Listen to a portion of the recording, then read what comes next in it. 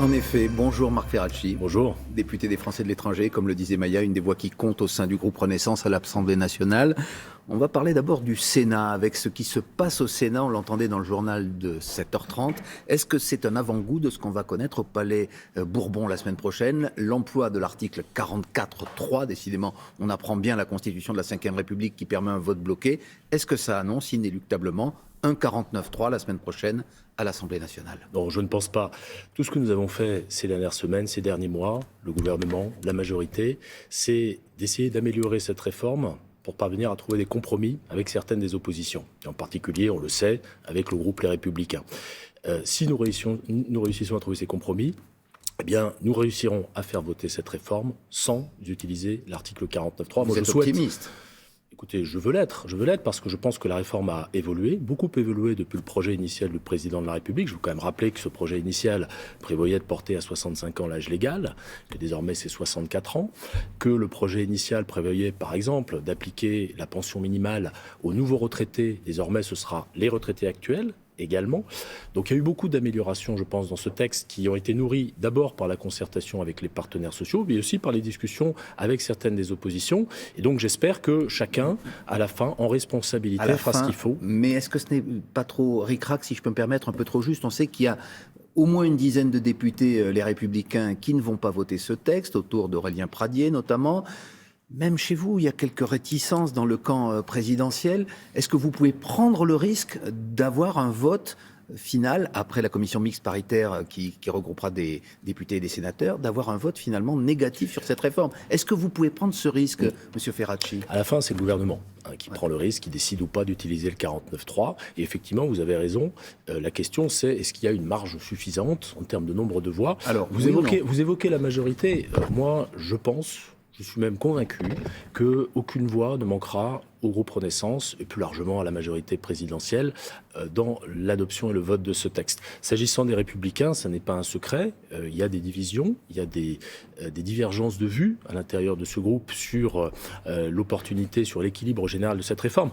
Je veux quand même rappeler et je veux quand même essayer de me convaincre qu'une majorité des députés républicains vont voter en disant que 65 ans, c'était ce qui figurait dans le programme des deux derniers candidats républicains à la présidentielle. Vous le savez, il y a aussi de la stratégie politique. Vous avez raison, vous avez tout à fait raison. Néanmoins, je pense que dans cette famille politique, il y a l'idée d'une responsabilité vis-à-vis de notre système par répartition, d'une responsabilité vis-à-vis de nos finances publiques également, une responsabilité qui, à un moment ou à un autre, a besoin de s'exprimer dans un vote, et j'espère qu'une majorité des députés républicains voteront ce texte. Si malgré votre optimisme, cette loi devait être adoptée par un article 49 alinéa 3, est-ce que ça ne laisserait pas une trace forte sur un texte qui est déjà contesté, on le sait, à la fois par une large majorité des Français et par les syndicats dans la rue? On va en parler dans un instant. Ça laisserait un goût amer, parce que, comme je vous l'ai dit, nous avons fait des efforts importants pour éviter cette option du 49.3, mais moi je ne me situe pas dans cette option-là. Je ne me situe pas dans cette option-là jusqu'au dernier moment, et je le fais encore ces derniers jours avec certains de mes collègues, avec des collègues des oppositions. Nous chercherons à convaincre, nous chercherons à expliquer, nous chercherons à nous projeter dans ce que sera notre système de retraite dans les prochaines années, parce qu'au fond, c'est ça l'enjeu. Est-ce qu'on préserve notre système par répartition? Est-ce qu'on travaille plus nombreux, plus longtemps pour dégager, créer les richesses qui nous permettront d'investir dans l'avenir? Et ça, c'est très important également. Les syndicats vont défiler une nouvelle fois, pour la 7e aujourd'hui, dans la rue. Ils espèrent une nouvelle démonstration de force.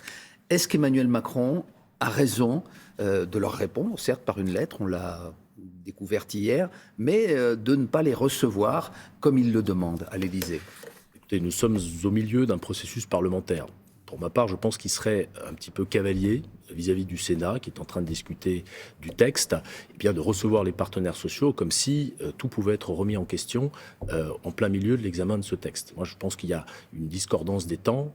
Il faut laisser le processus parlementaire aller à son terme. Et sur le fond, je pense que la majorité, la Première ministre, ont été assez clairs. Il y a eu beaucoup d'aménagements à cette réforme, mais le cœur de la réforme, c'est-à-dire le recul de l'âge légal, eh bien, il est désormais très difficile à négocier. Pourquoi? Parce que c'est la condition de l'équilibre de notre système par répartition à l'horizon 2030, et c'est la condition, je l'indiquais, d'une meilleure prospérité, d'une plus grande prospérité du pays. à un moment ou à un autre, il ne faut pas fuir ses responsabilités sur cet aspect-là. Mais pourtant, les syndicats, eux, ils y voient une forme de mépris de la part du président. C'est cette fin de non-recevoir. Faire passer ce texte en force, comme le dit Philippe Martinez, ce serait mettre en péril la démocratie, dit-il. Vous n'êtes pas d'accord, j'imagine, avec cette analyse? Lorsque l'on vote un texte, et encore une fois, j'espère pour ma part que jeudi prochain, le 16 mars, après une CMP, une commission mixte paritaire que j'espère également conclusive, nous voterons sur les conclusions de cette CMP et nous adopterons le texte par le vote.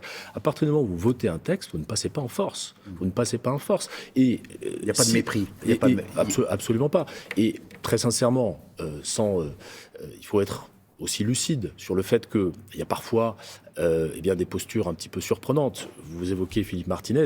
Je note que la CGT, au début de ce processus, ne souhaitait pas participer aux réunions autour de la discussion et de la concertation sur la réforme. Désormais, ils veulent être reçus, c'est de bonne guerre, mais à un moment ou à un autre, je pense qu'il faut que le jeu parlementaire aille à son terme et que nous nous donnions tous les moyens de voter ce texte. Marc Ferracci, quand on n'entend pas la colère des syndicats, on favorise le populisme et sans doute le populisme d'extrême droite. Vous savez qui a dit cette phrase? Je crois. Oui, c'est votre propre père, Pierre Ferracci, qui est président du groupe Alpha, qui est un grand connaisseur des relations sociales. Pas de querelle familiale, j'imagine, mais est-ce que vous n'êtes pas d'accord sur le fond avec lui, sur le fait qu'aujourd'hui, l'un des grands bénéficiaires de cette contestation sociale, on le dit, c'est le Rassemblement national, pour lequel vote déjà une majorité d'ouvriers et d'employés dans ce pays, qui sont opposés à la retraite? Nous sommes d'accord sur le fait qu'il y a un risque que l'extrême droite parvienne au pouvoir dans notre pays.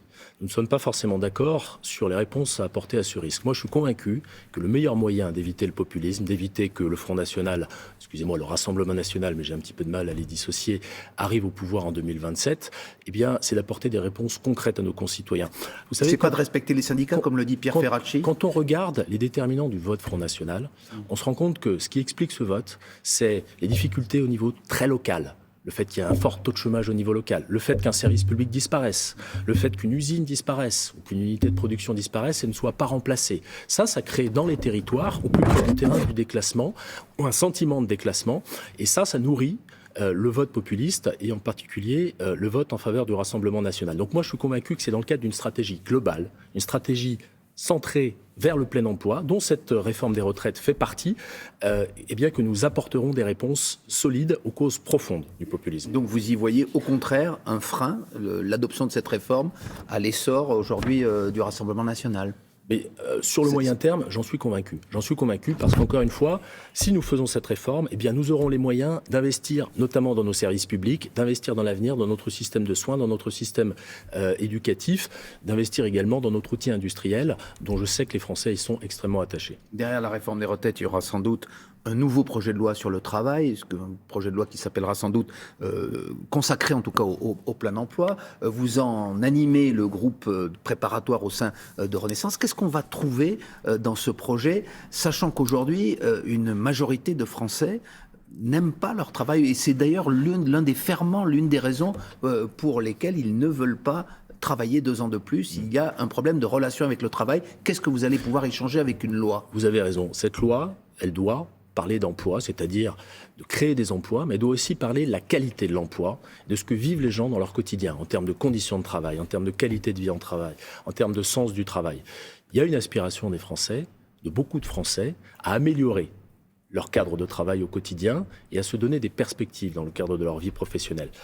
Ce texte et les réflexions autour de ce texte ont vocation effectivement à apporter des réponses à cela. Je pense que nous allons notamment nous intéresser, j'en parlais à l'instant, aux questions très territoriales. C'est le sujet France Travail. Comment est-ce qu'on fait en sorte que notre service public de l'emploi... Vous n'avez pas l'impression que c'est abstrait soit plus efficace? Pour la majorité des je ne pense pas, parce personnes que, concernées. Vous savez, moi, je me déplace régulièrement dans des circonscriptions, et notamment les circonscriptions de mes collègues, pour faire des réunions publiques autour de ces questions d'emploi.